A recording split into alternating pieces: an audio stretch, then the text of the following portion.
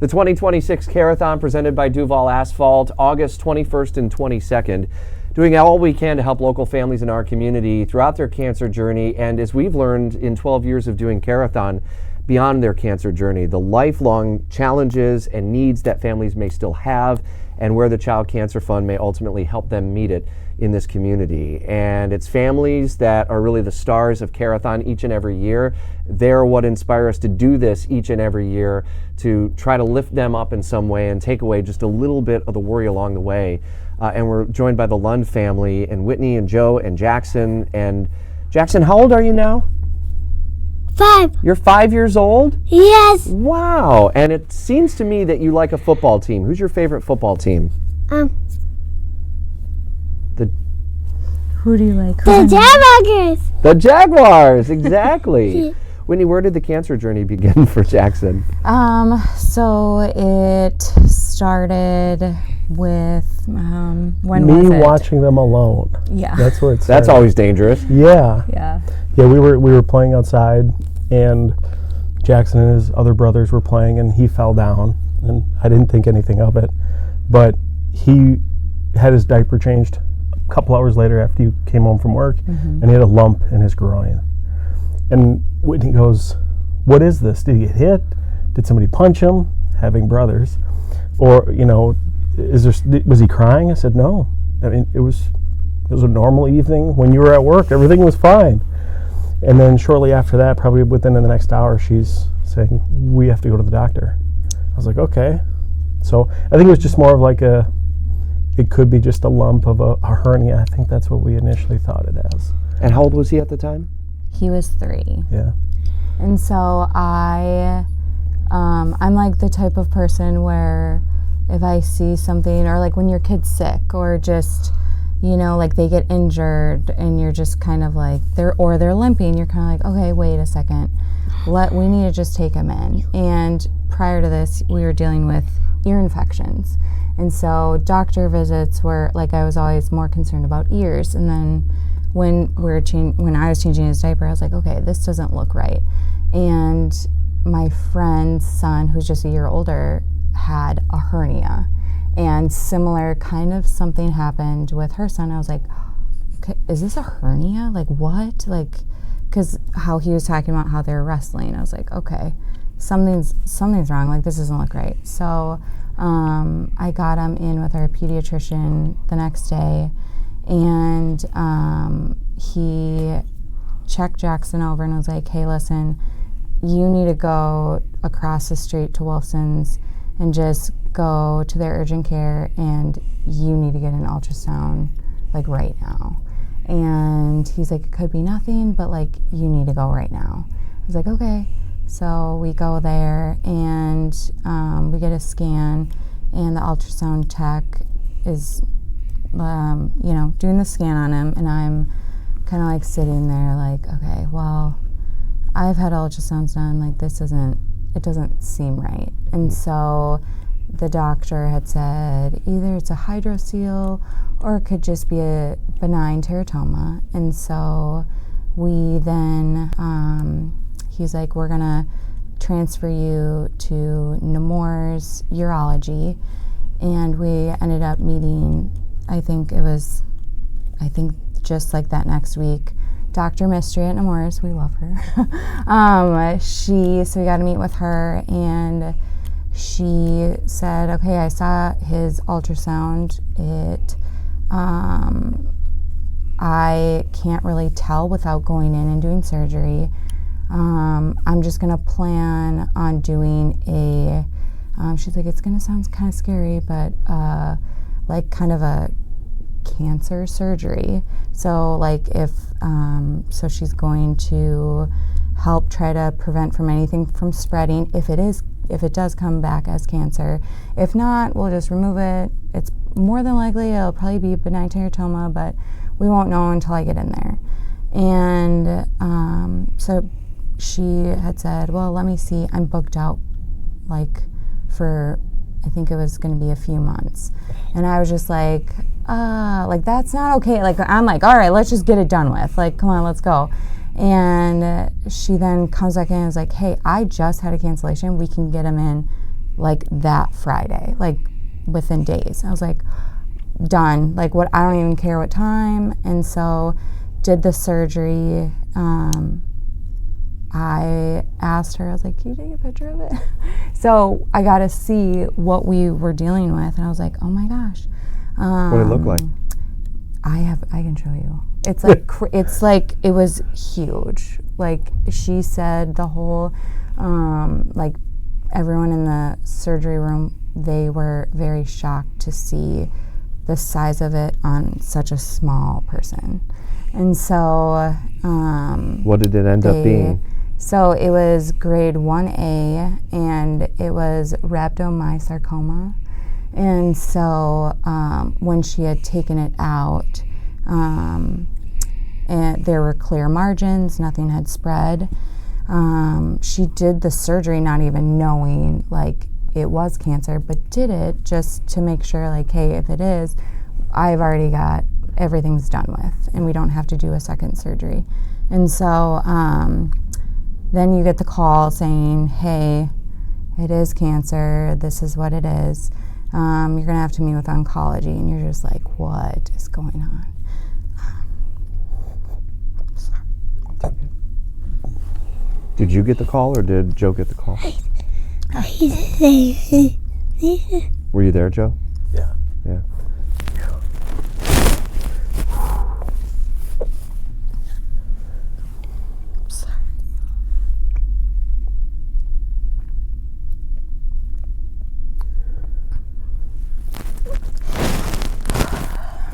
And so you just like, she had said like, hey, it's good, like it's 1A, we caught it early. And that's kind of like what you want, because it is an aggressive cancer, and kind of once it spreads, it's like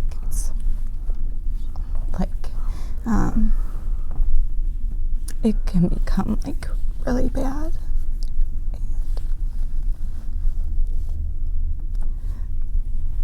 I think anytime a parent gets like, you get that call that it's like cancer, you're just like, oh gosh, like, why does it have to be like a kid, you know? And, but he's like our strongest one, like very strong personality, like he's a fighter. And, so we met with Dr. Bradfield, and then we ended up meeting Dr. Anderson Collier III, and they had explained, like, went through everything, and he just had to do 6 months of chemo, which is amazing. Shortest time frame ever. I feel like, because I'm like, okay, I was expecting years, and so he's like, the fact that everything was removed and there were clear margins, like this is such a good sign. And so I was like, okay, but still it sucks. And then we started kind of on our path to getting chemo every Friday. And just with all the scans, and with getting his port placed, and he, like, it was like every Friday we'd go check in, and then because he had his port, like, he knew that we were going, and he would just like shut down, and I would have to hold him down while they like would insert the like the line. And you kind of go into we have to do, like, business mode, like, we have to do this. And I didn't, like, you look at the bag of chemo and you're just like, I can't think of what this is doing to my son. I'm gonna think of it like an IV, because I'm like, I don't want to know. And so we got to meet like lots of nurses, and one of our nurses is Shannon, and she's still a good friend of ours, and she has come over and done life with us. Like, her kids and my kids, like, we all got to swim in our community pool, and it's beyond just like, you know, we did treatment with her and we got to really get to know each other, and then to just see things on the other side too, you know, and to be friends, and yeah, so we it was every Friday chemo, and then having other children involved too. It's really hard to explain, you know, because they were in first grade when everything was happening, and then when we were finished, they were in second grade. And so to try to explain like cancer and chemo, and it's been really hard. There's been lots of conversations even now about that. Like, our daughter's really understanding like what cancer means. And so I think it also becomes more real when they start losing their hair. I think that's when it like hit me, like, okay, this is really happening. But I was like, you know what, let the hair be gone. We're almost done. And so yeah, so we're a little over a year and a half since we stopped treatments. We are now every 4 months of getting ultrasounds, x-rays. The next one is coming up in like beginning of June. And so when we go back to the 5th floor, we have a little bit of PTSD, and so it's like, and we have to explain, you know, you don't have medicine anymore, you don't have medicine anymore. And it's been a whole, I don't know, it's been a whole new world. Can I take it out? That's been open. He also loves Iron Man, because when he had his port and the scar, because it kind of like bulged out a little bit, he then was like, we're the same. I'm like, yes, you are. Like, you are the same. Do you still have that port, Jackson? Yes. You do? No. It's gone? Do you have the scar, Do you have the scar? Yes. Can I show him? You stand up? Show him? Wow. Right Are there. you and Iron Man the same? Yeah. Yeah, you are. You're a brave Iron Man, you know that? Mm-hmm. Yeah. When did you all meet the Child Cancer Fund throughout this journey? Almost right away. We got assigned a case manager, and she had talked about, hey, you need to sign up. I'm going to get you gift cards. And I was like, wait, what? Like, you know, so much information. Yeah. All of a sudden, we get this letter, and it's gift cards for groceries, gift cards for gas, and then a note. And I was just like in awe of like, I can't believe this is happening. And just so thankful that it's that it was something that I didn't have to think about. And especially with going grocery shopping after, you know, doing chemo, and or just like the gas cards, like driving, going downtown, or when you would spike a fever, it was just like, okay, I know, like, I don't have to worry about any kind of financial food or gas. And that's been a real blessing for sure. Mm-hmm. We did get, I feel bad because we were at a rental property, and our case manager was like, hey, we have this, I think it was with, I don't know what company, but it was someone who was wanting to give playgrounds, like playground set. And so You want a playground? Yeah, they're like, you want? I was like, wait, what? Like Me, I was like, what is yeah, going on? I'll build it. I'll take it down. And I got I was like, I don't know if we can have that like on the property. But it was just like all these things, and having little books that like to give my daughter and our daughter and son who were older. It was just kind of an easier transition to explain that. All the events that we've been able to go to. I think Digger Day has been the biggest impact by far. Actually playing with the trucks and then actually seeing it in person is like, it's a huge dream. So. What trucks did you get to ride, Jackson? Bulldozer. The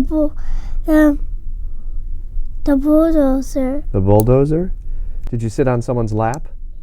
2 years in a row. Yeah. We've got to go now. And every time we go, he sees the pile of sand. He's like, hey, pile of sand, I'm going to play in it.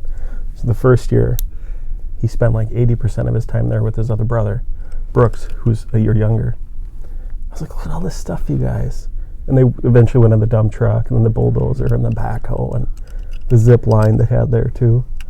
But yeah, 80% of the first year last year, he was at the sand pile. I was like, I should just get a sand pile in my backyard. This is the easiest occupation of their time ever. This is awesome. So this year when we brought all of our kids, it was something like, hey, do what you want. Where do you want to go? Yeah, and it was awesome because last year our two oldest didn't get to experience it because they were busy.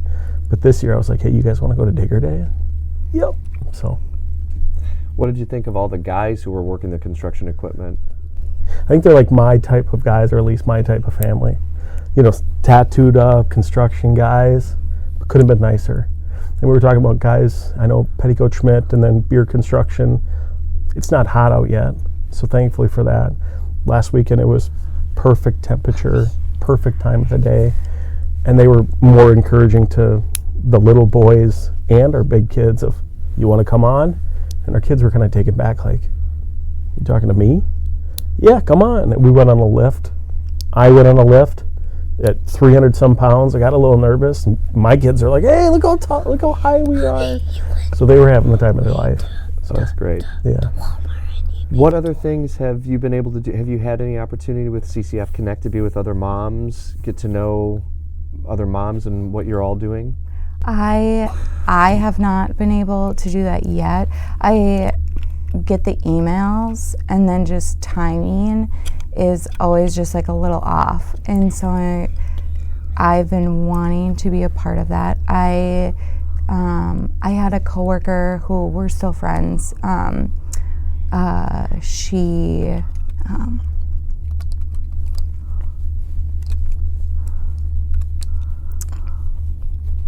She was also through childhood cancer.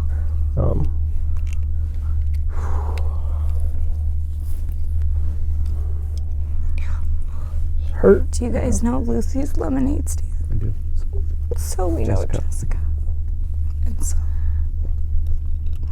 when I first met her, was like my first day of work, and it was her first day back, and she told me a little bit of her story, and I was like, oh my gosh, like,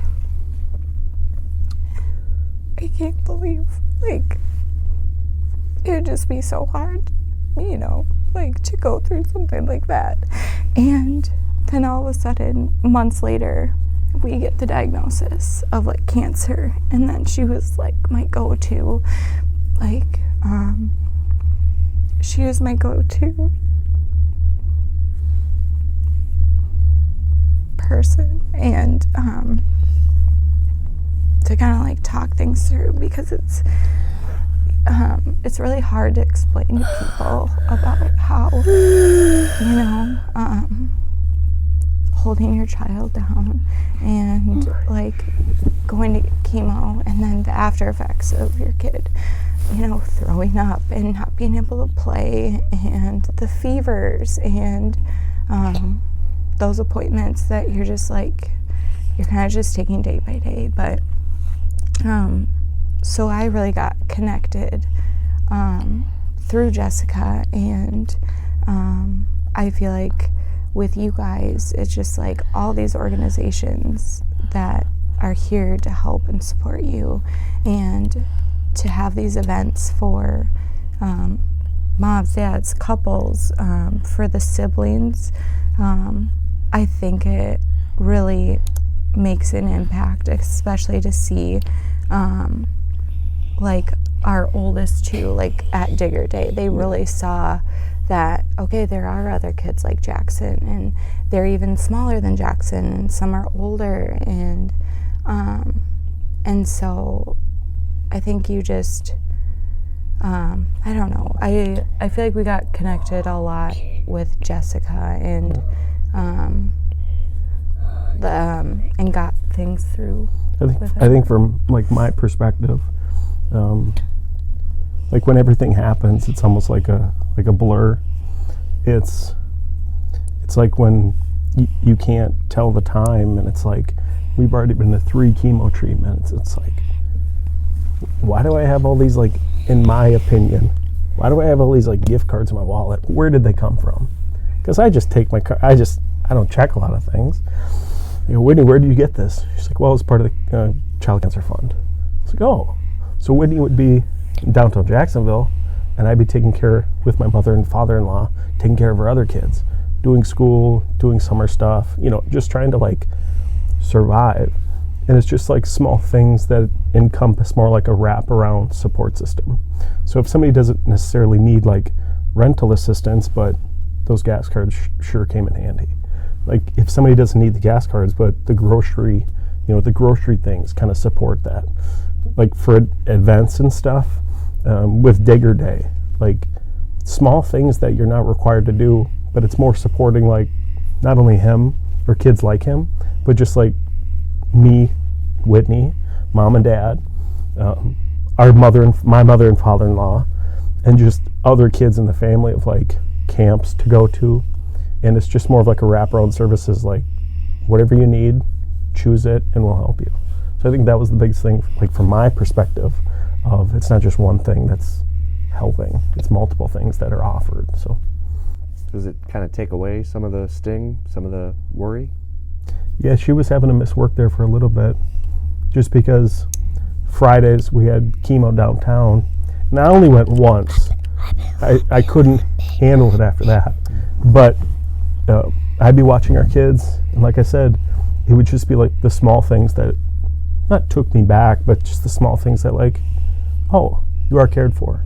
So I think for me, it's more like, oh, like I don't have to worry about a smaller thing like gas one way and back. It's like there's just little things that add up over time. So what have you learned about Jackson along the way? I used to look something in the couch, and now I just found something. He should say he's a fighter.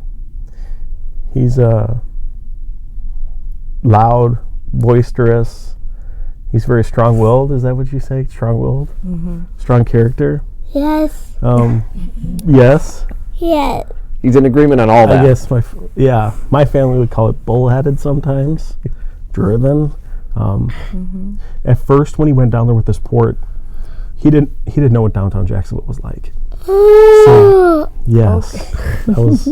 So when we started going down there, he got used to it. But the bad thing is he knew he would be sick. So I think for us, we made a day out of it. At least you made a day out of it. And one time you were downtown and the monster trucks were down there. So he got to tour like the monster trucks down at Everbank Field. He got to a point now where he knows he doesn't have the port, but as soon as we go downtown, he goes, that's my medicine, and he points to the building. Mm-hmm. It's like, man, it pulls at your heartstrings, but he's happy now. He's like, no more medicine.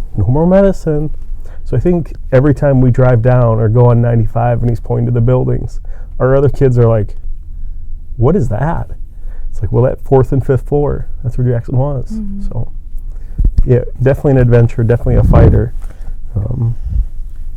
strong-willed for sure. So no more medicine. So post-treatment, how are we doing? Yeah, you went 3-4 times now, and it's every 3 months. Well, it's now 4 months. Oh, 4 months. We just transitioned to 4 months. So he's on a 5-year post plan. And they said it's usually the first 2 years where things can come back, or, something else could pop up.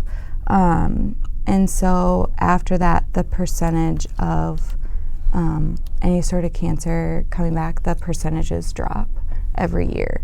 And so I think you're just kind of like, okay, let's get past 2 years. Let's go, come on. But also I feel like I have to keep reminding myself that at every appointment, okay, there were clear margins. They already removed it. We did our chemo, and you just kind of hold your breath day of kind of your x-rays, ultrasounds. And so when we get back, he gets really quiet. I bring an iPad because it's a very big incentive, right? See? Dad's Yeah. iPad. Yeah. I saw the eyes light I up. know. He And loves so I try to distract him, and then we go up to the 5th floor. We are constantly talking about no more medicine. There's nothing there. And so, and then I'll usually text my friend Shannon, who she's a nurse. So at Nemours, they have the treatment side. And so if she's working, she'll come out and say hi. But yeah, so that'll be, I feel like after the day, he ends up taking a nap. I end up taking a nap because you're kind of just, I don't know, you're just done. Yeah. But yeah. Have doctors indicated any longer term challenges that may come up along the way, delays, anything like that? Not yet. Not yet. We're still kind of, I don't know, we're still kind of figuring that out. Prior to the cancer diagnosis, he ended up having we were seeing Dr. Landry at Nemours. She did a mastoidectomy surgery on his ear, and because he's been having chronic ear infections since he was born, and then he ended up, when we moved here, she figured out that he had MRSA in his ear, and so then hence the mastoidectomy surgery. And so he does have some hearing loss in one of his ears. He is behind in speech. And then I think a side effect for one of the chemos was hearing loss. So it's kind of we're trying to keep up with that currently. And we're still seeing Dr. Landry, I think, every 3 months. And so, yeah, we'll see. I'm just thankful, no matter what happens, no matter if there is any sort of side effect, I'm thankful he's here. Yeah. And rhabdomyosarcoma is testicular cancer. And so for us, it's how does a 3-year-old get testicular cancer? You're thinking somebody significantly older, senior citizen or above. It's okay, that kind of makes sense. But having a 3-year-old go through that, I would say the reason why we're here is because you caught it so early. We had a bunch of medical stuff in Minnesota and North Dakota with his ears. Her motherly instinct kicks in. Something's not right. I think when they are talking to us about, well, there's a 90% chance he recovers. He won't remember anything about this. There won't be anything wrong with having babies in the future, so don't worry about grandkids. When they tell you 90%, you're that's really good. But in the back of my mind, it's always what about that last 10? What if it does come back? So I think with this, 3-month checkup is their due diligence at that first couple years. But still for us, it's could be there. So I think it's more of a reassurance and it's not over yet. That's kind of what we have to remind ourselves. So You mentioned Jessica. There's probably Brent, her husband, and other guys that you meet along the way. You've joined a family that you never want to be a part of, but once you're in, what does the family mean to you when you have a chance to reach out to the other families who have gone through this journey? I think for me, it's just you don't know what you don't know. Not having him with cancer, I didn't know what pediatric nurses do or what doctors do. Now that I actually know what happens, I think it's more of like, for Whitney, it's like just community support, and for me, it's just more like, not moral support, but like guys don't usually talk about their feelings. So I think that's one thing that we just want to explore more, is just like, we're kind of out of that hazardous area, so to say, that gives us a little bit more time to, meet and go to more like events out, even though we do have 5 kids. Just scheduling that out, I think it's more of like one of our goals in at least 2026 and 2027, is just to be around more families with it, because it's always like a black eye when you're with friends and family that have no idea what cancer is or childhood cancer. You're like, yeah, he's had cancer. And it's almost like like a really awkward thing to like respond to. It's like, are you okay? It's like, oh yeah, we're fine now. But really, people don't really know how to respond to you. So I think that's one of the things that we have to just, be more a part of, is that kind of community, building relationships with dads. It's hard because, like I said, we don't really talk about our feelings a lot.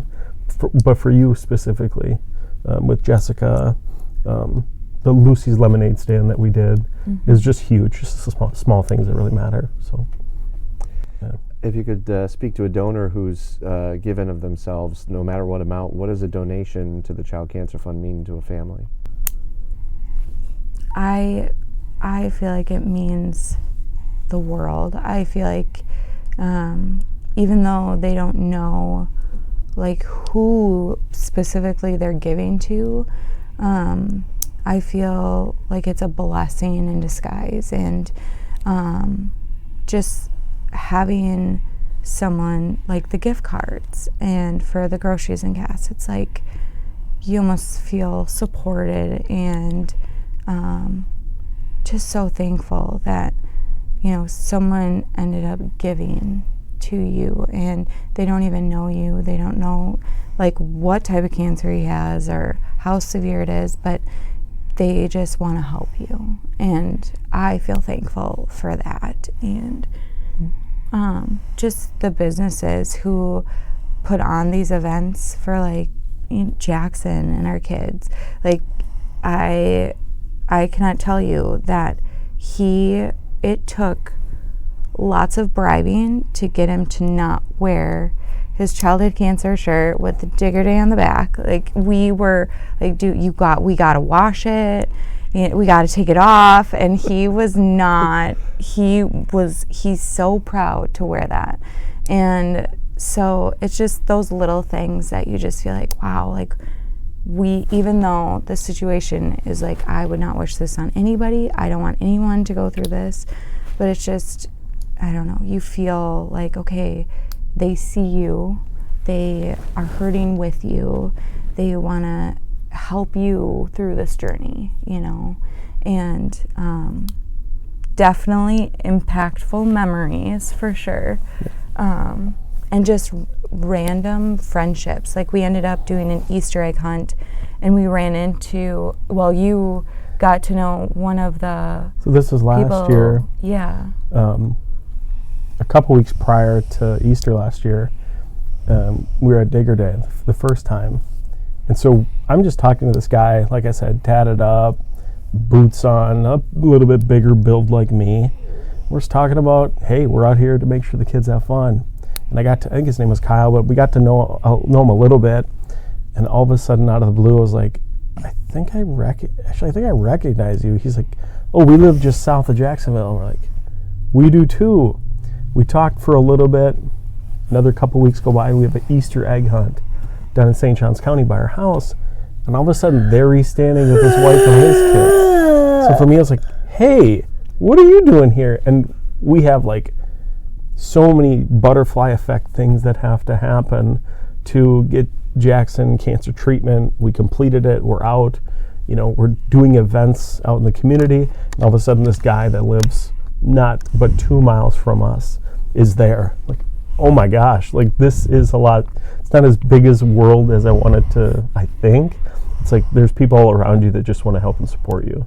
So I think that's one of the big things that I got. Like, he's 2 miles from me, and I didn't even know that. And he's helping Jackson, it was a backhoe at the time, pull up dirt and run a backhoe and honk the horns. Like, it was just a surreal moment for sure. What do donors mean to you? I think you said it like eloquently. It's just like the small things that are offered, take it or leave it. I think that's one of the biggest things is you have big things to worry about. The family has big things to worry about.